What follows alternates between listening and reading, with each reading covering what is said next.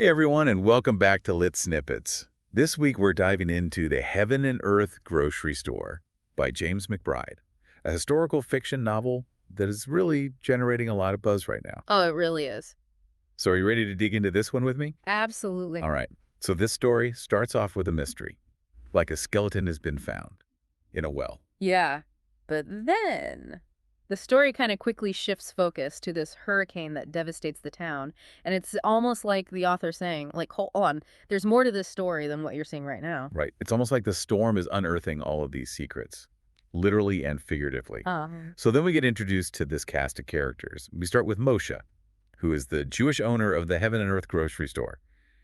And he's got this really big heart, especially for the black community. But you can kind of sense that he's carrying a lot of weight on his shoulders. Yeah. It's like he represents this larger story Yeah. of Jewish immigrants who are just trying to, like, find their footing in America, like trying to hold on to their own traditions, but then also navigate this new world. And then there's his wife, Chona.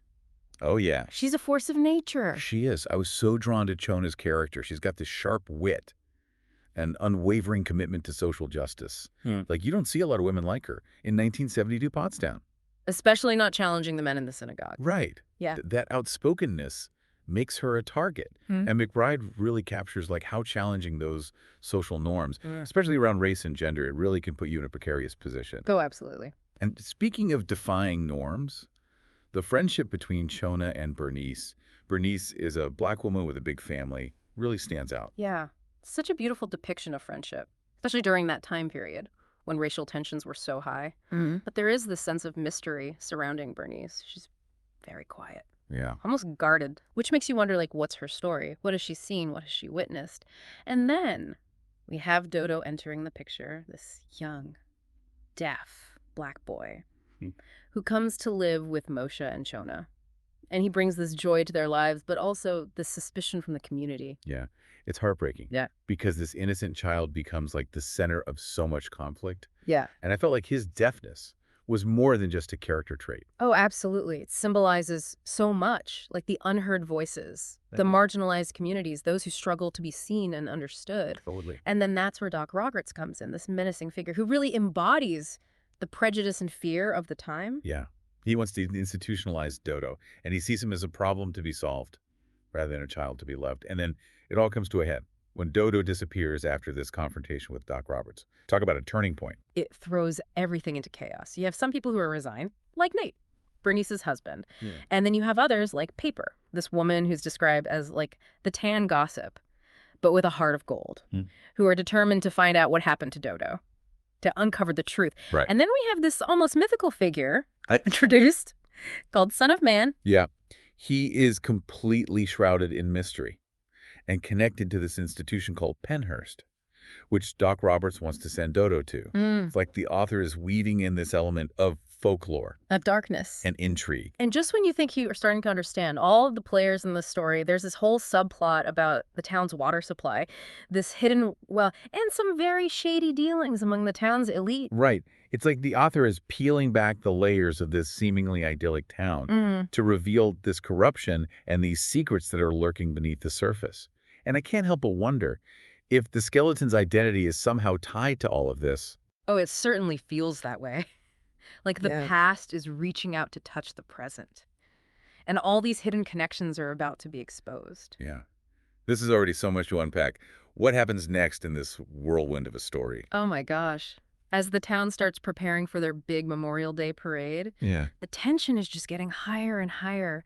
It's like McBride uses the parade to kind of show us like all these different social dynamics in Pottstown. Oh, yeah. It's like everyone's putting on this happy face. But underneath it all, there's this current of anxiety Oh. and secrets just simmering. Exactly. Like you have Gus Klitzka, the city council president, Yeah. and he's indebted to this gangster, and he's just trying so hard to keep up appearances. And there's this strange detail about like a toe injury he's hiding. Yeah. I remember that. It seemed so random at first, but I wonder if it's somehow connected to the well where the skeleton was found, like almost like a physical manifestation of his guilt. It's definitely a detail that McBride wants us to pay attention to. Yeah. And then we have Doc Roberts, who's still reeling from that encounter with Chona.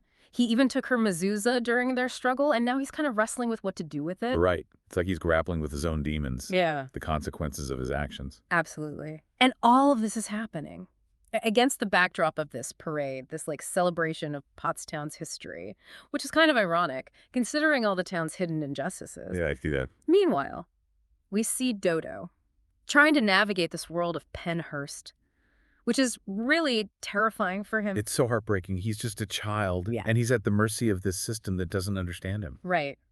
But even in all that darkness, McBride shows us the power of human connection. Like Dodo finds a friend in Monkey Pants, another patient at Penhurst, who teaches him how to survive. Yeah. Monkey Pants is such a fascinating character. He reminds us that even in the most oppressive environments, kindness and resilience can still exist. Yeah. And what's remarkable is that Monkey Pants actually helps Dodo by drawing attention to himself, diverting the cruelty of the staff away from Dodo. Right. He's sacrificing his own well-being for Dodo. It's this powerful reminder that sometimes silence can actually be a form of resistance. Exactly. And back in Pottstown, while the town is busy with their parade, Paper is on a mission to free Dodo. She's a woman of action. I love how she's not afraid to seek help from these unexpected sources. Yeah, she goes to Miggy the fortune teller. I was so intrigued by that scene. Me too. Minky lives on the fringes of society, but she has this deep understanding of all the forces at play in Pottstown, and she's the one that points Paper towards Son of Man Right. and warns her of the dangers he represents. So Son of Man is the Mm. link to Penhurst. It's such an evocative name, almost biblical. It is, and Miggy's description of him is chilling. She says he keeps order in Ward C1, but he's also unjust and twisted. Okay, I am getting chills right now. So it sounds like he's both a threat and a key to Dodo's freedom. That's that complexity that McBride creates so well.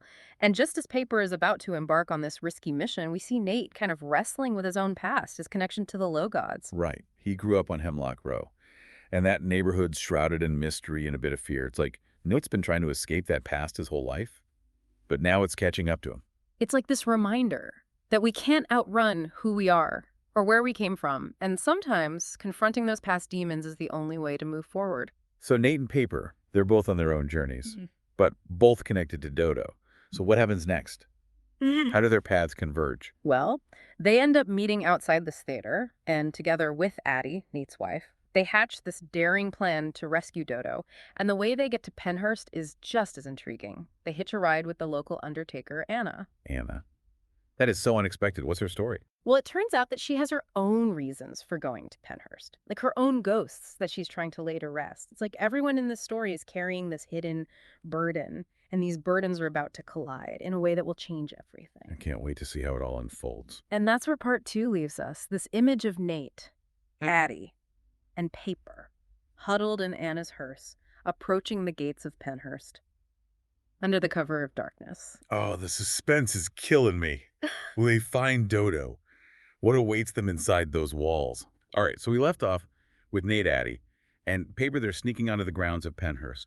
What happens when they get inside? It's almost like you're seeing these two worlds collide. While Pottstown is having this big parade celebrating their history, you have this secret rescue mission unfolding at Penhurst. It's quite the contrast. Yeah, it really highlights those different realities that can exist side by side. Exactly. So inside Penhurst, things are even more unsettling than they imagined. Miggy had warned Paper about Ward C1, and she wasn't kidding. That's where they encounter Son of Man. Okay, so is he as terrifying as she made him out to be?